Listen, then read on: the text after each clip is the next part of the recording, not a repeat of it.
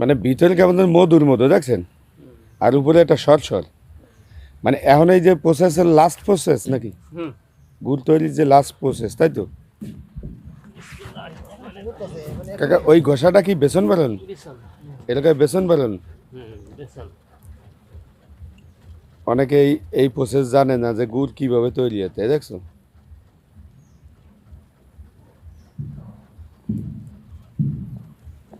ভিতরে লাল একেবারে মধুর মতো, মধুর যে একটা কালার বা সরিষার কালার ওইরকম না?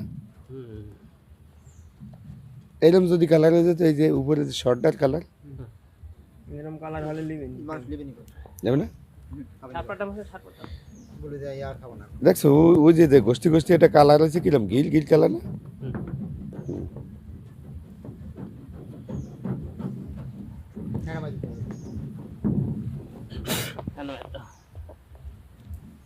কাকার এই গাছির জীবন বয়স কত? গাছির বয়স মানে এই গাছ কাটার বয়স কত? গাছ কাটার বয়স তাও প্রায় 30 বছর। 30 বছর হয় এরম বানাচ্ছে নেই? এরকম বানাই ওই রাজশাহী থেকে এটা করতেন নাকি? এতে 2 বছর হইল এদিকে তো 2 বছর, আর রাজশাহী নাকি? তাহলে তো 30 বছরের অভিজ্ঞতা নাকি?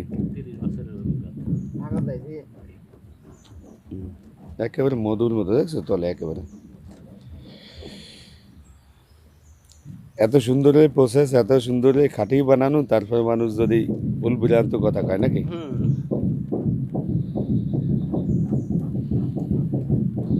একেবারে খাঁটি খেজুর গুড়, এর ভিতরে কোনো ভেজাল নাই। কারো যদি নিতে ইচ্ছা করে ডাইরেক্ট পেজে যোগাযোগ করবেন, কারণ যে খাঁটি যে খেজুর গুড় এটি পাওয়া যাবে আমাদের মকবুল কার যে কারখানায় আসলে বা ওনার যে স্থান সেই জায়গায় আসলে পাওয়া যাবে, তারাইল বাজার, কাশিয়ানি, গোপালগঞ্জ।